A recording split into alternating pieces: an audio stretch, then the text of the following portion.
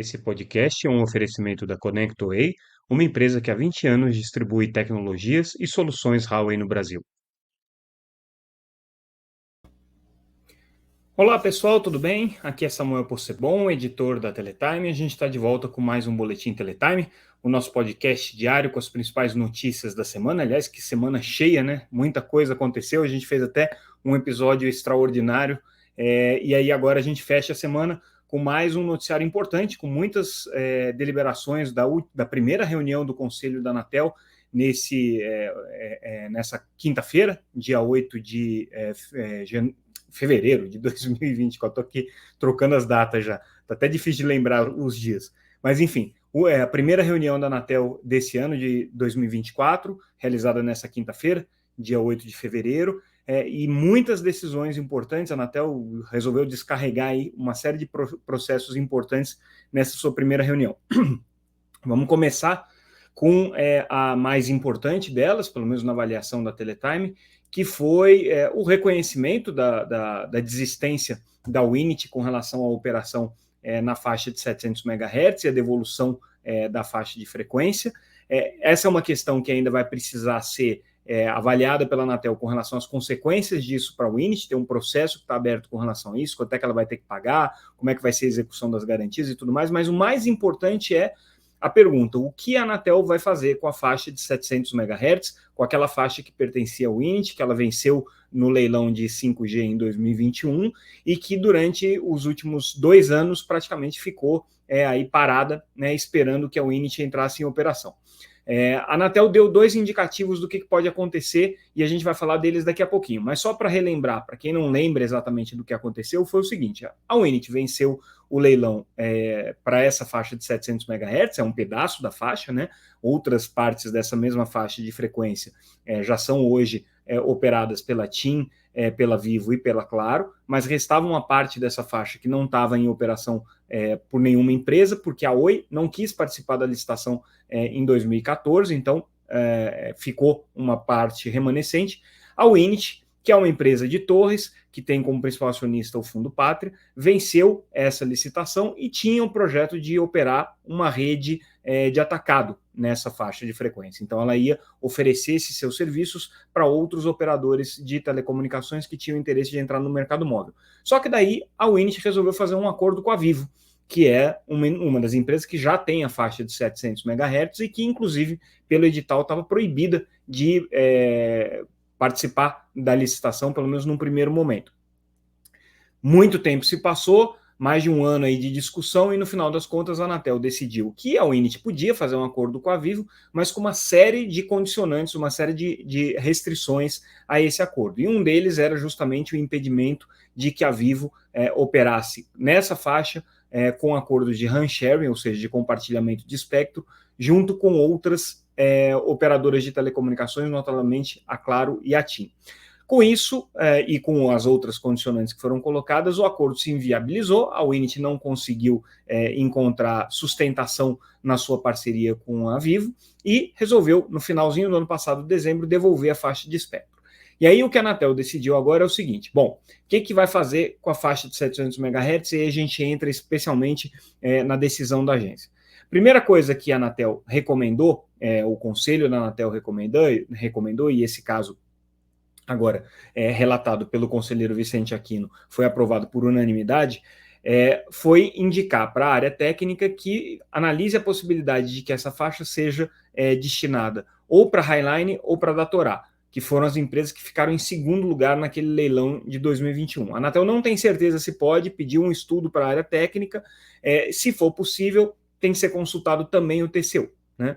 Essa é a primeira possibilidade. A segunda possibilidade, não havendo interesse delas, é que isso seja agora aberto para uso em caráter secundário. E daí, nesse caso, a prioridade seria dada para as operadoras regionais que venceram a licitação na faixa de 3,5. Quais são elas? Brisanet, a Unifique, a Yes, que hoje chama Yes, mas na ocasião ela se chamava Cloud2U, ou Greatec, né, do grupo Greatec, e a Liga Telecom. Então, são essas as empresas que teriam prioridade para utilizar essa faixa de espectro em caráter secundário. O que significa o uso em caráter secundário?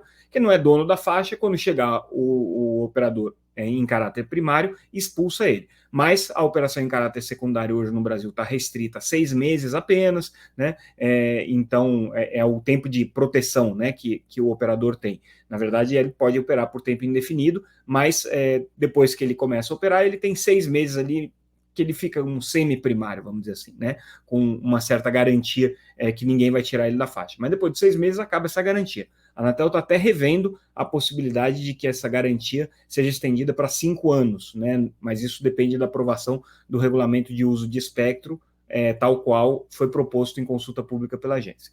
Então, essa é a determinação da Anatel, o que significa que tem a chance aí da Highline ou da Torá ficarem com essa faixa em caráter primário, caso a Anatel entenda que existe essa possibilidade. A gente está apurando ainda mais detalhes sobre como é que vai ser esse processo, quais são as interpretações jurídicas para um lado, para o outro. Não é uma questão simples, não é uma questão trivial, mas a gente pode ter surpresas daqui a pouco com relação à destinação dessa faixa de 700 MHz. De qualquer maneira, a Anatel, o Conselho da Anatel, indicou aí que tem uma predileção, uma preferência para que essa faixa fique com algum dos operadores regionais ou dos players que ainda não estão no mercado móvel.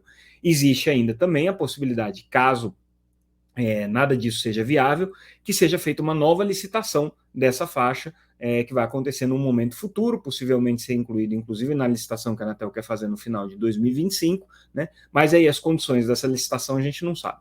Obviamente, caso a Highline e a da Torá fiquem com a faixa, elas vão ter que cumprir os compromissos, e esse é o motivador aí da Anatel. Ela está preocupada com os compromissos que a Winit teria, né? Basicamente aí de cobrir 35 mil quilômetros de estrada, 625 localidades não sede de município, enfim, tinha uma série de compromissos que, como a Winit desistiu, esses compromissos estão em abertos aí e não tem quem atenda, né, essa parte aí da demanda que a Anatel havia estabelecido no edital de 5G.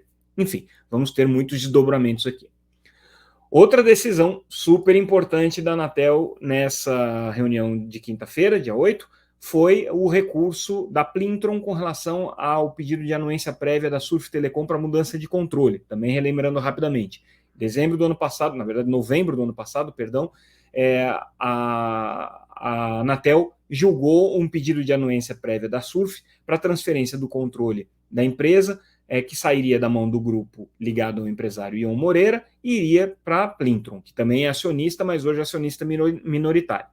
Só que não é um caso muito trivial. Apesar da Surf ter pedido anuência prévia, ela fez isso por ordem judicial, porque a Plintron alega ter um direito sobre a assunção do controle da empresa, e esse direito foi reconhecido pela justiça e pelas instâncias arbitrais que lidam aí com essa disputa entre eles e o grupo do Ion Moreira. A Plintron é uma grande empresa internacional operadora de operadoras virtuais, de MVNOs, uma empresa indiana e inglesa, e que é sócia da Surf Telecom há muito tempo, mas eles têm uma disputa, né? E aí dentro dessa disputa a Plintron gostaria de converter as suas ações em ações de controle e poder assumir o controle da empresa, e o grupo que fundou a Surf Telecom batalha para não perder esse controle. Então, a Anatel, em novembro do ano passado, negou esse pedido de anuência prévia. A gente comentou aqui, foi um fato bastante inusitado, porque a Anatel nunca tinha negado um pedido de anuência prévia dessa natureza, e foi ainda feito a revelia da opinião da área técnica e da área jurídica da Anatel. Então, causou mais surpresa ainda. Outros fatos também chamaram muita atenção. A velocidade com que o relator, na ocasião, o conselheiro Vicente Aquino, apresentou o seu voto logo depois do sorteio para o tema chegar ao conselho diretor da Anatel. Foi uma manifestação de voto sigilosa por uma série de outras razões. Enfim, a Plintron alegou que tinha tido seu direito de defesa cerceado, porque a alegação principal do conselheiro Vicente Aquino para negar a anuência prévia é o fato de que nessa disputa societária entre as duas empresas, num determinado momento, no passado, a Plintron teria desativado um sistema de back-office que é fundamental para o funcionamento da Surf Telecom e causou aí prejuízo aos usuários da Surf Telecom. Então, com isso, ele viu riscos de que a empresa, ao assumir o controle da Surf, poderia repetir a sua conduta, né? Então, a Plintron alegou cerceamento do seu direito de defesa, alegou que ela estava sendo banida do mercado brasileiro, alegou que a decisão da Anatel se deu com base num fato que ela sequer teve chance de se defender, mais ainda, alegou que nem mesmo a Surf chegou a ser punida por esse desligamento da sua rede, enfim, uma série de alegações. Aí hoje foi julgado o recurso. O conselheiro Alexandre Freire, que foi o relator, não reconheceu que tenha havido cerceamento de direito de defesa, apresentou uma série de razões lá mostrando que a empresa teve a chance de se defender, também acatou o argumento da empresa de que seria o pedido de anuência prévia deveria se dar de maneira praticamente automática, cumprido todos os requisitos, alegou que sim, existe a possibilidade de discricionariedade do conselho diretor em avaliar uma questão dessa, e que o impedimento da Plintron se deu por uma questão preventiva, ou seja, a Anatel avaliou que a conduta pregressa traria riscos para um processo futuro. Mas aí, o conselheiro Alexandre Freire, acompanhado pelo conselheiro Vicente Aquino, disseram o seguinte: nada impede que a Plintron opere em outra operadora ou que seja sócia de outra operadora, ou mesmo que, chegando a um acordo com os acionistas da Surf Telecom, volte a apresentar o pedido de anuência prévia, né? Então, no entendimento da Anatel, os fatos que aconteceram no passado envolvendo a Plintron não são graves o suficientes para impedir que ela opere no mercado brasileiro através de outra empresa ou através de outra sociedade. No caso especificamente da Surf Telecom, pode-se chegar a um acordo e esse acordo resultar numa anuência prévia para transferência do controle no caso da Surf.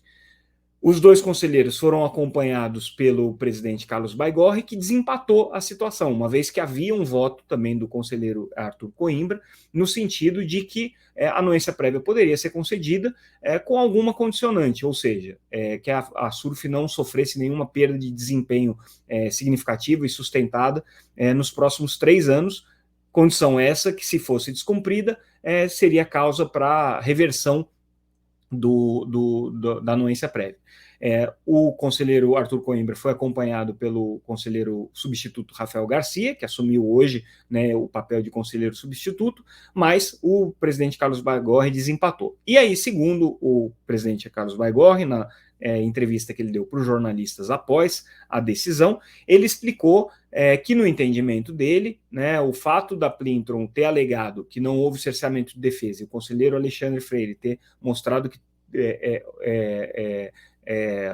a empresa teve a chance de se defender, sim, que não houve esse cerceamento como a Plintron alegava. E também o fato de que houve prova de que a Plintron, de fato, agiu de maneira deliberada para desligar a rede da Surf num determinado momento, foram suficientes para ele formar juízo de valor e dar o seu voto alinhado aí com o conselheiro Vicente Aquino e com o conselheiro Alexandre Freire, nesse caso. E aí, agora a Plintron, que é a maior MVNO do mundo, mas nesse caso não vai poder ser controladora da Surf Telecom. Se ela quiser operar no Brasil, vai ter que buscar outro caminho para fazê-lo.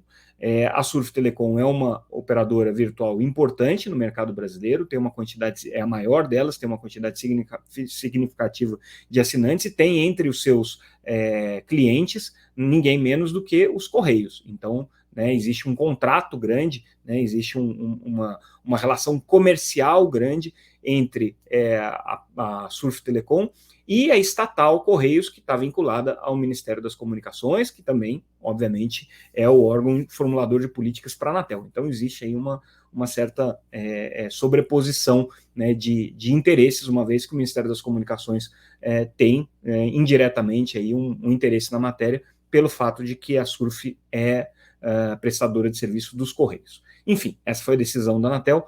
Vamos ver agora quais vão ser os desdobramentos e de que maneira que a Plintron vai ou não recorrer dessa decisão agora na Justiça, né? Porque em âmbito administrativo estão esgotados aí os recursos possíveis. Outra decisão importante da Anatel foi a deliberação por parte do Conselho, baseada no voto do conselheiro Arthur Coimbra, para a fase 2 e 3 dos projetos, estão sendo chamados de projetos piloto, mas na verdade já são projetos de implementação de escolas conectadas por parte da EASSE, que é a entidade que implementa os projetos de escola conectadas vinculados aos recursos que foram arrecadados no leilão de 5G. Nessas duas fases, 2 e 3, vão ser mais ou menos 5 mil escolas. O projeto total supera aí 650 milhões de reais, né? E basicamente são conexões via satélite que vão ser contratadas, mais de 90% das contratações são via satélite, portanto, com velocidade de 20 megabits por segundo, é isso que o Ministério da Educação disse que poderia ser a velocidade para uma conexão via satélite, a gente noticiou isso na semana passada, né? E agora a EASSE vai ter um prazo aí de 2 anos para implementar esse projeto, né? Esse é só um projeto entre os muitos que prevêem a conexão de 138 mil escolas. Nem todos, obviamente, vão ser executados pela EASSE, nem todos vão ser executados com recursos do leilão do 5G, alguns vão ser feitos com recursos do FUST, alguns vão ser feitos com recursos da Lei 14.172, enfim, tem uma série de recursos que estão previstos aí para conectividade em escola, mas é importante notar que, no caso especificamente da EASSE, vai começar a andar. A EASSE, que recentemente teve uma mudança de comando, né, com um novo presidente, ela vinha patinando aí no cumprimento não no cumprimento, né, mas vinha patinando na velocidade com que esses projetos eram conduzidos. Segundo a própria EASSE, isso daí se deveu a uma demora nas definições por parte da Anatel, por parte do Ministério da Educação, mas agora, pelo visto, caminho livre aí para a EASSE correr. Falando de entidades que administram compromissos assumidos em leilão, vamos falar um pouco da EAD, que é a primeira dessas entidades que foi responsável pelos compromissos do leilão da faixa de 700 MHz, que aconteceu em 2014. Essa empresa já cumpriu uma série de compromissos, de obrigações. Na fase 1, foram distribuídos aí kits de recepção de TV digital para mais de 12 milhões de kits em mais de 1.600, quase 1.600 cidades. A limpeza da faixa de 700 MHz que tinham sinais de TV digital foi realizado com sucesso, sobrou dinheiro, 1 bilhão e 200 milhões de reais. Com esse dinheiro se começou a fase 2, que foi construir a rede subfluvial Infovia 01, na região amazônica, e digitalização de mais 1.400 municípios que só tinham um sinal de TV graças às retransmissoras geridas pelas prefeituras. Então foi feita a digitalização dessas retransmissoras e esse projeto, essa segunda etapa, também foi concluída agora. Então essa é a novidade, a Anatel deu o ateste para a conclusão dessa segunda fase do trabalho da EAD, e aprovou a continuidade da empresa, da entidade, para executar projetos que vão utilizar o restante do saldo que a empresa tinha para gerir. São mais ou menos 500 milhões de reais que ainda estão em conta, né? Esse número ainda tem que ser acertado aí pelos cálculos finais. De qualquer maneira, quais são esses projetos? Esses projetos vão ser definidos agora a partir de sugestões que têm que ser encaminhadas pelas operadoras de telecomunicações que venceram a licitação em 2014, né, e basicamente são TIM, Claro, Vivo e Algar, e os radiodifusores que participam do grupo que faz a coordenação desses trabalhos. O grupo é o GIRED, foi o primeiro desses grupos, né, que inclusive serviu de modelo aí para depois a licitação da faixa de 3,5 GHz e 26 GHz.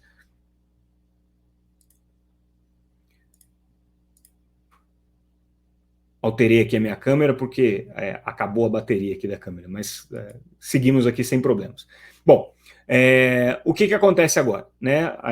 Esses operadores de telecomunicações e radiodifusores vão apresentar os seus projetos, esses projetos vão ter que ser aprovados pela Anatel, e uma vez acontecido isso, a EAD vai tocar, pelo tempo que for necessário, a execução dessas metas e desses projetos aí.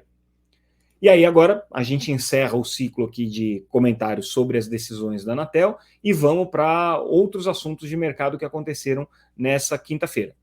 A Viasat, né, a operadora que atua no Brasil com banda larga residencial e é parceira da Telebrás aqui, anunciou o início da exploração do Viasat 3, aquele satélite que eles lançaram, que era uma grande promessa, uma grande expectativa de aumento de capacidade, mas que apresentou um defeito técnico muito sério, o que reduziu significativamente a capacidade do satélite. Então, o que a Viasat anunciou é que eles vão iniciar a operação com essa capacidade limitada, é uma capacidade significativamente menor do que o satélite teria originalmente, e o que a empresa informa aqui é que ela consegue, no máximo, uma capacidade do satélite de 300 megabits por segundo, mas não é por usuário, é do satélite inteiro. Então, com isso, quando você separa os diferentes bins, os diferentes feixes desse satélite e bota ele em operação, a capacidade dele é muito menor, né, porque cada um desses bins aí fica com uma capacidade mais limitada. Então, o satélite inteiro, que era um satélite de mais de 1 terabit por segundo de velocidade, agora vai operar aí com essa capacidade bem mais reduzida. E eles estão recebendo, inclusive, o dinheiro do seguro referente a essa perda de capacidade, e um outro satélite deles também, que era operado pela Inmarsat, que também teve perda total. Né? Então, estão recebendo aí mais de 700 milhões de dólares em seguros, o que vai, do ponto de vista financeiro para a Viasat, vai ser muito importante, né? Porém, né, ela continua aí com uma capacidade limitada. Lembrando que, por ser parceira da Telebrás aqui no Brasil, ela seria uma grande possibilidade da Telebrás poder contratar capacidade adicional para atender aqueles projetos de educação conectada aqui e os trabalhos que estão sendo desenvolvidos para o atendimento do programa GESAC. Né? Mas aí agora, né, eles vão ter que negociar com a Viasat dentro dessa capacidade mais limitada do Viasat 3, que atende o Brasil, e com outros parceiros que estão aí disponíveis no mercado. Outro assunto que a gente destaca é o desempenho da TIM, da Vivo, nos rankings internacionais aí de empresas globais sustentáveis. Destaque que a TIM conseguiu aparecer na lista, chama A-List, né, elaborado pela Carbon Disclosure Project, CDP, que é uma lista bastante renomada e importante, e também a Vivo já havia sido apontada como uma das empresas líderes aqui no Sustainability Yearbook 2024 da Standard & Poor's, da SP. Então, ela estava entre os top 10, as duas empresas aqui que atuam no Brasil e que têm uma agenda ESG bastante forte, aparecendo com destaque aí nessas listagens internacionais, mostrando que elas estão realmente empenhadas em conseguir se colocar como protagonistas aí no mercado de telecomunicações entre as empresas que atuam com uma agenda ESG forte. Nessa linha, inclusive, a Telefônica anunciou na Espanha a aquisição da Mitiga. A Mitiga é uma startup dedicada à análise de dados de riscos climáticos, ou seja, as empresas que querem entender quais são os riscos climáticos de suas operações utilizam o software dessa startup. Claro que não tem nada a ver com o serviço de telecomunicações, mas dentro da linha de diversificação de investimentos e de investimentos dentro da agenda ESG que a Telefônica tem, a aquisição dessa participação na Mitiga é um fato a ser destacado. E com isso, a gente encerra o nosso boletim de hoje. Mais uma vez, eu agradeço a audiência de vocês, os comentários de vocês, o feedback que vocês dão lá no YouTube, para as pessoas que acompanham esse nosso podcast ou videocast no YouTube. Aquelas pessoas que acompanham pelos canais de áudio convencionais aí de podcast também, agradeço muito, e vocês podem fazer todos os comentários que quiserem pelo meu e-mail, tá lá no site da Teletime, é só entrar. Aliás, entrem no site da Teletime, www.teletime.com.br, e se inscrevam para receber a nossa newsletter gratuitamente no seu e-mail e também ler todas as notícias que a gente deu aqui e outras que eu não destaquei de maneira completa. A gente pode também ser acompanhado pelas redes sociais, sempre como @TeletimeNews. Estamos nas melhores casas do ramo. E com isso, encerramos por aqui. Nessa sexta-feira, eu só vou fazer o nosso boletim se houver algum caso extraordinário. Se não, sexta-feira de carnaval, vamos todos para o carnaval para quem gosta de samba, para quem não gosta, fique em casa, mas pelo menos aproveita o feriado. E aí a gente volta na próxima quarta-feira com outro boletim Teletime. É isso, pessoal. Bom feriado para todo mundo. Até mais. Obrigado pela audiência. Tchau, tchau.